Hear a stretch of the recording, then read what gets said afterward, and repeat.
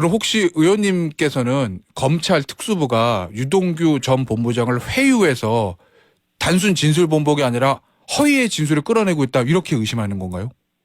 그런 의심되는 사건들이 쭉 일련의 사건들이 바로 작년까지도 있었습니다. 그러니까 작년 말고 이번 사건이 지금 중요하니까요. 이번 가능성도 저는 매우 높다라고 생각이 됩니다. 아, 그러면은 유동규 전 본부장이 검찰의 회유 압박 때문에 허위로 얘기를 하고 있다? 네, 그럴 가능성이 전 매우 높다고 생각이 됩니다. 지금 나오고 있는 범죄 사실이나 이런 것들을 보게 되면요. 네. 유동규 처음에 체포영장 했을 때의 체포영장 사실에 기재되었던 그 혐의 액수, 네. 그리고 공소장에 기재된 액수, 그리고 지난해 계속해서 조중동이나 이 언론들을 통해서 나왔던 그 범죄 사실들이 네. 정리되지 않은 채 딱 섞여서 나오고 있기 때문에 의심되는 그 정황이 있다라고 저는 보고 있고요. 예. 그리고 뭐 대선 자금으로 쓰였다라고 하는데 지난해 초에 코로나 시국이었거든요. 그래서 뭐 누구를 만난다는 것 자체가 쉽지 않았던 그 상황에서, 그리고 그 8억이라고 한 돈을 어디다가 쓸 수도 없는데 그걸 받았다라는 것 자체가 저는 조금 동기 자체가 용처가 나와야 되는데 그것도 나오지 않고 그런 어떤 동기 자체가 저는 성립되기 어려운 것 아닌가 생각이 듭니다. 김태현의 정치쇼. 김태현의 정치쇼 2부 뉴스 속 깊숙한 이야기를 들어보는 인터뷰 시간이 돌아왔습니다. 앞서 예고해드렸던 대로 어제 검찰이 민주당사, 정확히 말하면 김용 부원장이 근무하던 당사 8층 민주연구원을 압수수색했죠. 민주당은 야당 탄압에 반발하고 있고, 또 어제 김의겸 의원과 한동훈 장관이 법사위에서 설전을 벌이기도 했습니다. 유동규 씨는 연일 이재명 대표를 직접 저격하는 인터뷰를 하고 있고요. 여기에 대한 민주당의 입장을 좀 들어보도록 하죠. 민주당 이재명 대표의 최측근이고 국회 법사위 소속이신 더불어민주당 김남국 의원 연결됐습니다. 의원님 안녕하세요. 네, 안녕하세요. 살기 좋은 도시, 살고 싶은 도시, 안산 단원을 김남국입니다. 예, 아이고 벌써 저 의원님 전화 연결하기 전에 의원님 네. 팬들이 지금 문자를 보내주시고 계시는데 한 분만 제가 소개해드릴게요. 3841님, 김남국 의원 자주 나오시네요. 안산 단원 을을 널리 알리시는군요. 파이팅 하셨습니다. 유권자신 것 같습니다. 그래서 제가 우리 저 김남국 의원 대신해서 3841님께 커피 쿠폰 한 장 보내드릴게요. 아, 감사합니다. 네. 예, 오늘 저 본격적인 얘기 좀 나눠볼 건데 어제 검찰이요 닷새 만에 민주연구원 압수수색했어요. 네. 여기에 대한 입장부터 좀 듣죠. 네, 우선은 어제 검찰의 압수수색은 일종의 야당 탄압 그리고 정치 보복을 위한 정치 쇼였다라고 생각이 됩니다. 네. 아마 정상적인 어떤 정부였다, 정권이었다라고 한다면 대통령이 이렇게 시정연설 나오기 하루 전날에, 그리고 또 국정감사 중에 있는데 이렇게 야당에 대한 정말 헌정사상 유례가 없는 이런 압수수색은 없었을 겁니다. 네. 이게 기본적으로 압수수색이라고 하는 것은 범죄 사실에 대한 혐의 입증을 위해서 필요한 것인데 어제 압수수색 약 한 2시간 정도밖에 이루어지지 않았거든요. 그런데 앞쪽에 있었던 한 30분 정도 절차적인 부분을 빼면 실질적으로 이루어졌던 압수수색은 거의 1시간 반밖에 없었습니다. 그런데 압수수색을 이렇게 하는 그 절차를 시작하는 과정에서 나왔던 그 담당 검사도 빨리 끝날 거다라는 이야기를 하더라고요. 네. 실제로 지금 그 김용 부원장 같은 경우에는 민주연구원에 출근한 시간 자체, 출근한 게 한 3일 정도밖에 되지 않고 출근해서 실질적인 그 컴퓨터를 이용해서 일한 것도 없기 때문에 검찰도 압수수색을 하더라도 아무것도 나올 것이 없다라는 것을 알면서도 네. 이렇게 야당 탄압에 뭔가 퍼포먼스를 하기 위해서 나온 거다라고 이렇게 보고 있습니다. 근데 검찰 입장에서 보면 뭐 의원님 잘 아시겠지만 기본적으로 피의자 긴급 체포하거나 체포하게 되면 주거지하고 사무실 압수수색 영장 청구해서 해서 압수하는 거는 당연한 수순이잖아요. 네. 검찰 입장에서 보면 혹시 김용 부원장이 개인 컴퓨터나 사무실에 뭐를 갖다 놨을지도 모르니까 영장을 청구하는 거고, 법원은 그러니까 영장을 발부한 거고, 법원이 발부한 영장에 대한 정당한 법 집행이다. 이런 입장인 것 같거든요. 검찰의 입장은. 여기에 대해서 어떤 생각이십니까? 이제 영장을 발부받았으니까 무조건 정당하다라고 좀 보기가 어렵고요. 네. 기본적으로 야당과 네. 언론, 청와대, 국회 이런 데는 압수수색을 하더라도 조율을 해오고 예. 존중을 했던 관례가 있습니다. 최근에 있었던 사례를 몇 차례 보니까요. 예.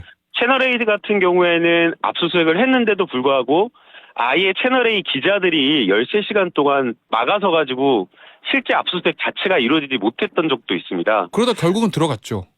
결국에 검찰이. 들어갔지만 임의 제출 형식으로 제출받은 것이고요. 예. 그 다음에 청와대도 역시나 마찬가지로 또 국회나 이런 데 할 경우에는 다 먼저 압수수색과 관련된 절차를 시간이라든가 방법, 형식에 있어서 조율하고 협조를 하는데 기습적으로 국감 중에 그것도 대검찰청과 법무부를 국정감사를 앞두고 있었던 상황이 했다라는 점에서 문제가 있다고 보고요. 예. 또 그 다음에 아무리 그 법관이 발부한 영장이라더라도 그거를 집행하는 그 절차, 적법 절차가 지켜져야지 그 수집된 증거에 증거 능력이 있습니다. 그런데 어제 민주당사를 들어오는 그 과정에서 1층과 8층에 모두 다 그 시건 장치가 되어 있거든요. 그래서 출입과 관련된 부분에 신분증을 소지한 사람만 들어갈 수 있는데 1층에서 압수수색 영장 제시가 없었고 역시나 8층에서도 마찬가지로 압수수색 영장 제시가 없었습니다. 그래서 이것은 명백하게 위법한 절차다라고 이렇게 평가할 수밖에 없습니다. 제가 하나 좀 궁금한 게요. 금요일인가요? 금요일 오후에 검찰이 압수수색 영장 처음에 집행하려고 했을 때 민주당 의원분들이나 당직자분이 나와서 그걸 막으셨잖아요. 뭐 그 이제 잘했다 못했다는 거는 뭐 변론으로 하고. 근데 어제 같은 경우에는 저도 사실은 검찰이 다시 압수수색 시도한다고 그래가지고 민주당 의원분들이나 당직자분들이 다시 좀 막아서서 대치 상황이 이어지지 않을까라고 예상을 했는데 바로 압수수색이 뭐 어떻게 보면 성공이 된 거예요. 검찰 입장에서 보면. 어제 왜 막거나 그렇게 안 하신 거예요? 예, 어떤 상황이었냐면요. 그래서 저는 그게 불법이고 위법이다라고 말씀을 드리는 건데요. 이게 1층에서 그 현관에 근무하시는 방어원 선생님만 계셨거든요. 그래서 1층에 그 문이 잠겨 있었던 그 상황이었는데 17명의 수사관이 그 잠겨 있는 문 앞에서 대기하고 있던 와중에 당직자 한 분이 자기 사원증을 찍고 들어가 버린 겁니다. 그래서 그 문이 열렸던 그 상황에서 갑자기 17분이 몰려 들어가니까 방어원 한 명이서 이것을 어떻게 제지하거나 막지 못했던 상황이고요. 그 과정에서 이 압수수색 영장을 제시를 해야 되는 게 우리 헌법과 형사소법이 정하고 있는 절차거든요. 근데 그 과정에서 압수수색 영장을 제시하거나 보여주거나 확인시켜주는 절차 자체가 없었습니다. 이것은 1층에서도 없었고요. 8층 민주연구원 앞에도 거기 보안문이 있는데 역시 그 앞에서도 마찬가지였습니다. 오늘 뭐 일부 언론입니다. 일부 언론 보도를 보니까 민주당이 어제는 금요일에 비해서 그렇게 강한 저항이라든지 그런 걸 하지 않은 거는 이게 영장 집회가 더 막으면 역풍이 불 수도 있으니까 그런 걸 우려해서 조금 톤을 낮춘 걸 수도 있다라는 일부 언론의 분석 기사가 있던데 맞습니까? 아닌 것 같습니다. 제가 뭐 지도부의 모든 어떤 그 토론이나 이런 걸 뭐 참여하진 않았지만요. 그렇지는 않았던 것 같습니다. 네. 알겠습니다. 어제 압수수색이 진행되고 있는 동안 이재명 대표가 당사 앞에서 인터뷰를 하시면서 좀 눈물을 보이셨어요. 그리고 쓰는 이제 단어들이 비통함 심정, 민주주의 퇴행, 참혹하다 이런 좀 강한 톤의 단어들을 많이 쓰시면서 눈물을 보이시기도 했는데 이재명 대표가 왜 그렇게 했다고 보십니까? 아마 이렇게 당사에 대한 압수수색 이런 것들이 거의 20년 만에 처음으로 또 있었던 것이거든요. 그래서 그런 어떤 당사에 대한 압수수색 그 상황이 굉장히 조금 비통한 심정이었을 것이다라고 생각이 들고요. 그 다음에 수사가 이루어지는 이런 것들이 야당과 관련된 그 지금 수사만 계속해서 이루어지고 여당에 대한 뭐 김건희 씨 의혹이라든가 여러 의혹에 대해서는 일체 수사가 진행되지 않는 그런 어떤 편파적인 수사에 대한 억울함 이런 심정이 복합적으로 작용한 거 아닌가 생각이 듭니다. 이재명 대표가 공식선상에서 이렇게 눈물을 보인 거는 제 기억에는 처음인 것 같은데 공식석상에서요. 어제 이재명 대표가 그 후에 뭐 김남국 의원에게 무슨 말씀 이런 거 하시던가요? 아니요, 따로 저도 바로 회의에서 이제 뵙고 그래서 보도를 보고 이렇게 우셨다라는 걸 알아서 여기에 대해 따로 묻지는 않았습니다. 알겠습니다. 오늘 아마 국회에서 대통령 시정연설이 있는데 민주당에서 이제 보이콧 얘기를 하지 않습니까? 뭐 잠시 후 의원총회에서 그 보이콧의 방식에 대한 것이 이제 결정이 된다라는 보도가 있는데 김남국 의원 개인적으로는 어떤 방법으로 보이콧하는 것이 그래도 좀 낫겠다라는 생각이신가요? 우선은 이제 그 국회 대통령의 시정연설을 보게 되면 네. 항상 시정연설 내용이 좀 없었어요. 일단은 분량 자체가 기존의 어떤 여당이나 야당 대표들의 어떤 그 시정연설보다 분량이 한참 적었고요. 네. 그 다음에 예산과 관련된 시정연설을 하는 그런 경우, 지난번에 그런 경우였기 때문에 예산에 대한 어떤 필요성과 그 다음에 이 예산을 왜 이렇게 편성하게 되었는지, 그리고 이것을 했을 때 어떤 그 정책적인 효과가 있는지 이런 것들을 충분하게 국민을 상대로, 국회를 상대로 설명하고 설득하는 그게 있어야 되는데 네. 그런 것들이 전혀 없어서 이번에도 일단 그런 어떤 내용 쪽으로 준비가 부족한 시정연설문이면 네. 결국에는 저희 야당이 보이콧하냐 안 하냐를 떠나서 네. 조금 너무나 문제가 있는 시정연설이다라는 것을 좀 지적을 하고 싶고요. 예. 그다음에 이제 저희가 이제 보이콧을 하는 그 방법과 형식에 있어서는 예. 아직은 뭐 구체적인 그런 것들이 정해지진 않았는데요. 예. 아무래도 뭐 입장하는 그 과정에서 피켓팅을 하는 게 과거의 일반적인 어떤 그 보이콧 형식이었기 때문에 예. 뭐 그런 것들을 포함해서 여러 가지 방법으로 할 것으로 생각이 됩니다. 뭐 퇴장 이런 것도 고려하고 계신 거예요? 아예 안 들어가는 거?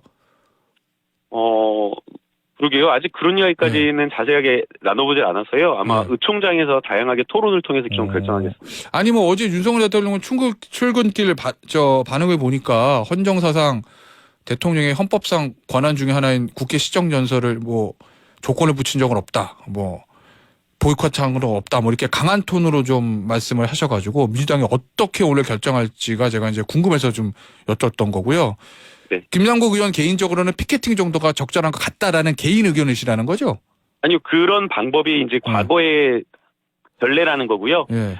이제 뭘 할지는 어떤 방법일지는 토론을 통해서 결정이 될 것 같습니다. 알겠습니다. 저 특검 얘기 좀 해보죠. 이재명 대표가 금요일 날 이제 특검을 제안을 했었습니다. 근데 그때는 예전에 2011년인가요? 12년인가요? 부산저축은행 사건 요거는까지 포함해서 특검을 하자 이렇게 얘기를 했는데 어제는 윤석열 대통령의 검사 시설이 있었던 그 부산저축은행 수사 관련한 거 요거는 이제 빼고 하자라고 좀 톤을 낮췄다고 봐야 되나요? 아니면 수정 제안이라고 봐야 되나요? 요렇게 좀 변화해서 제안하신 이유가 있나요? 그러니까 일반적으로 저희가 특검하면은 좀 더 공정하고 객관적이다라는 그런 평가를 하고 있기 때문에 예. 더 강도 높고 공정한 객관적인 특검을 통해서 진실을 밝히겠다라는 것이고요. 예. 숨길 것이 없고 당당하기 때문에 어떤 조건을 걸지 않고 예. 특검을 수용하겠다라는 그 취지를 설명한 것으로 보입니다. 예. 뭐 김태현 앵커님도 변호사님이니까 너무 잘하실 거라고 보이고요. 예. 최근에 또 보도가 되었던 특수부 수사의 표적 수사라든가 만들어내는 문제가 되는 수사들이 상당히 많아서 예. 아마 그런 부분에 우려를 표하는 것이 상당히 큰 것 같습니다. 뭐 한명수 총리 사건도 그렇고 지난해 KBS에서 보도를 했던 평택 시장을 대상으로 한 수사 이런 것들을 보면 예. 구속돼 있는 피의자나 피고인을 계속해서 불러다가 많게는 70회에서 100회 이상을 불러다가 검찰이 아예 범죄 사실을 만들어가지고 거짓말로 예. 연습을 시킨 것이 비방록과 이 사람들 증언에 의해서 진술에 의해서 드러났습니다. 그래서 그렇습니까? 이런 어떤 피고인이나 피의자를 협박하고 그 사람들을 회유하는 어떤 그런 특수부의 잘못된 수사들이 또 나올 수가 있어서 예. 그런 것들이 아닌 좀 더 객관적이고 명백한 그런 어떤 공정한 수사를 특검을 통해서 좀 해결하겠다라는 그 취지라고 이해해 주시면 좋을 것 같습니다. 어제 한동훈 장관 발언을 보니까 수사받는 사람이 쇼핑하듯이 수사기관을 고를 수는 없다 뭐 이렇게 얘기하던데. 바로 반복이 되더라고요. 예. 본인이 그 채널A 그 관련된 수사 그 받을 때 예. 바꿔달라고 하면서 뭐 했던 보도가 바로 나왔고요. 예. 그 다음에 뭐 채널A 한동훈 법무장관 그때 그와 관련되어서 윤석열 검찰총장이 감찰과 채널A 감찰과 수사를 막았다라고 하면서 지난해 21년 10월 14일 날 1심 행정법원에서 징계를 유죄 취지, 사실상 유죄 취지로 인정을 하시기 때문에 본인이 할 말은 아니라고 생각합니다. 근데 일반적으로 우리가 그동안 특검을 하는 케이스들을 보면 좀 검찰의 수사가 지지부진하다. 왜냐하면 수사 대상이 좀 권력자이거나 현직이거나 그래서 좀 지지부진해서 수사 결과가 미진할 때 야, 이거 특검에서 다시 해야 되는 거 아니야? 이렇게 해서 특검으로 가는 경우가 많잖아요. 근데 이번 수사 같은 경우에는 모르겠습니다. 수사받는 사람 입장에서 보면 좀 불만일 수도 있지만 검찰의 수사가 굉장히 좀 강도 높게 진행되고 있는 상황에서 지금 과연 이 검찰 수사를 중단하고 특검으로 가는 게 맞냐라는 이야기도 있거든요. 이건 어떻게 보시나요? 특검으로 가는 이유는 여러 가지가 있는데요. 네. 가장 중요한 거는 검찰 수사를 못 믿을 때, 믿을 네. 수가 없을 때, 그러니까 검찰 수사의 공정성이 의심될 때 이루어졌습니다. 그래서 대개는 그 검찰이 집권 여당 정권과 유착되기 때문에 예. 대통령 친인척 비리 이런 것들에는 그 사실 검찰 수사가 무딘 경우가 많아서 그런 경우에 특검이 많았습니다. 그랬죠. 근데 지금 마찬가지로 예. 지금 검찰의 수사는 강도 높다라고 이야기를 하지만 그 검찰의 수사 자체를 믿을 수가 없는 상황입니다. 1년 동안 대장동과 관련되어서 배임죄 뭐 이런 걸로 수사를 한다라고 굉장히 강도 높게 수사를 한다고 했었는데 예. 1년 내내 아무런 어떤 수사나 이런 것들 내용이 나오지 않고 있다가 예. 갑자기 한동훈 법무장관 취임하고 그리고 일선의 주요 이재명과 관련된 수사팀의 수사 지휘자나 담당자가 바뀌고 나서 진술 자체가 막 계속 번복되고 새로운 내용들이 만들어져서 나오고 있는 상황입니다. 수원지검 같은 경우에는 2달 만에 본인이 직접 그 검찰총장 의견도 안 듣고 본인이 직접 임명한 수원지검 차장검사를 바꾸고 그 차장검사를 부장검사 비수사부서로 발령 사실 자천성 인사인데 이걸 보내고 본인의 김영희 검사라고 하는 본인의 최측근을 보내가지고 수사를 하게 하는 겁니다. 그러니까 이것은 일선 검찰에 이재명과 관련된 수사, 야당과 관련된 수사는 없는 수사라도 만들어서 오라라는 그런 취지의 그런 메시지로 보일 수밖에 없기 때문에 지금의 검찰 수사를 믿을 수가 없다라는 겁니다. 어쨌든 정권이 바뀌고 검찰 수뇌부가 싹 물갈이가 되면서 이재명 대표에 대한 수사가 강도가 세지는 거는 뭐 누구나 다 인정하는 것 같습니다. 자, 그러면 이 정권이 바뀌고 검찰 수뇌부가 바뀌었기 때문에 없던 거를 긁어내가지고 이재명 대표 수사를 지금 무리해서 하는 겁니까? 아니면 이 정권 바뀌기 전에 검찰 수뇌부 바뀌기 전에 있던 거를 덮어주고 수사를 제대로 안 한 겁니까? 그렇지는 않고요. 네. 이미 그 지난해부터 계속 수사를 하고 있었던 상황이고 예. 그 다음에 정권이 바뀐 지 꽤 오래됐지 않습니까? 거의 지금 6개월 됐거든요. 예. 그래서 정권이 바뀐 뒤에가 아니라 정권 바뀐 이후에 수사팀의 수사 지휘검사나 담당검사가 측근들로 바뀐 이후에 그렇게 저는 변했다라고 봅니다. 예, 그러니까 저희는 그럼 수뇌부가 바뀌어서 그러니까 제가 말씀드리는 예. 것은 아까 말씀드린 것 정권이 바뀌었다라고 해서 없는 사실을 덮어주고 있었던 것이 아니라 예. 검찰들도 다 지금 수원지검 차장검사도 마찬가지로 이정권 검사지 않습니까? 그러면 제가 그런데 예. 쌍방울과 관련된 것도 계속 수사를 했는데 아무것도 안 나오는데 예. 더 억지로 만들어내라라고 예. 저는 차장검사를 바꿨다라고 생각이 됩니다. 아, 그러면 제가 질문을 바꿔서 정권과 상관없이 검찰 수뇌부만 한정돼서 그럼 지금 검찰 수사팀이 무리해서 수사를 하는 겁니까? 아니면은 지난 수사팀이 수사를 제대로 안 한 겁니까? 둘 중에 하나는 맞는 거죠. 지난 수사팀에서도 제대로 수사를 했다라고 보고 있고요. 예. 해오고 있었다라고 보고 있고요. 지금 검찰의 여러 가지 수사나 이런 것들을 보면 이상한 게 상당히 많습니다. 출정 기록 지금 그러니까 과거 특수부 수사를 보게 되면 출정 기록 이런 것들 보면 거의 뭐 70회, 100회 막 이상 이렇게 출정해서 수사를 하는데 세상에 어떤 수사도 70회, 100회 이상 불러다가 수사를 할 수 있는 것들이 없거든요. 근데 그렇게 불러다가 뭔가를 만들어내는 거 아니냐 이게 의심되는데 자료 제출하지 않고 있고요. 예. 유동기 씨 관련되어서 뭐 진술이 바뀌고 새로운 진술 나오고 있는데 예. 구속되어 있던 유동규 굉장히 중요한 그 공범들과 입을 맞출 우려가 있고 증거인멸 우려가 있고 실제 증거인멸했다라고 하면서 기소까지 검찰이 했는데 예. 풀려났습니다. 그런데 이와 관련되어서 법원이 풀어줬다라고 했는데 이번 국정감사에서 확인해 보니까 예. 법원이 풀어준 거 아니라 법원은 이미 이게 병합심리가 되지 않을 거를 변호사들 다 예측 가능한 거였는데 별건의 위례 사건과 관련되어서 검찰이 구속영장을 청구하지 않은 겁니다. 그래서 이렇게 검찰이 특정한 주요한 어떤 진술을 할 수 있는 그런 사람들에게 별건 수사 아니면은 또 구속과 관련된 신병과 관련된 것들을 딜을 소위 말해서 플리바겐을 해서 예. 뭔가 이렇게 만들어내고 별건 다른 어떤 수사를 하고 있는 것 아니냐 이렇게 보고 있는 겁니다. 그럼 혹시 의원님께서는 검찰 특수부가 유동규 전 본부장을 회유해서 단순 진술 번복이 아니라 허위의 진술을 끌어내고 있다 이렇게 의심하는 건가요? 그런 의심되는 사건들이 쭉 일련의 사건들이 바로 작년까지도 있었습니다. 그러니까 작년 말고 이번 사건이 지금 중요하니까요. 이번 가능성도 저는 매우 높다라고 생각이 됩니다. 아, 그러면은 유동규 전 본부장이 검찰의 회유 압박 때문에 허위로 얘기를 하고 있다? 네, 그럴 가능성이 전 매우 높다고 생각이 됩니다. 지금 나오고 있는 범죄 사실이나 이런 것들을 보게 되면요. 예. 유동규 처음에 체포영장 했을 때의 체포영장 사실에 기재되었던 그 혐의 액수, 예. 그리고 공소장에 기재된 액수, 그리고 지난해 계속해서 조중동이나 이 언론들을 통해서 나왔던 그 범죄 사실들이 예. 정리되지 않은 채 딱 섞여서 나오고 있기 때문에 의심되는 그 정황이 있다라고 저는 보고 있고요. 예.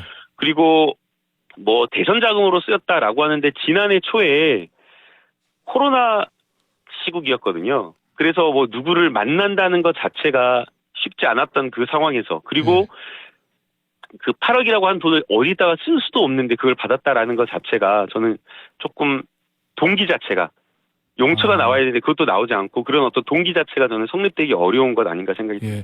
의원님, 저 짧게 하나만 여쭤볼게요. 안 된답니다. 의원님과의 인터뷰는 항상 시간이 부족해요. 다음에 의원님 꼭 스튜디오를 한번 나와주세요. 네, 잘 뵙겠습니다. 오늘 여기서 마무리하겠습니다. 지금까지 민주당의 김남국 의원이었습니다. 감사합니다. 네, 감사합니다.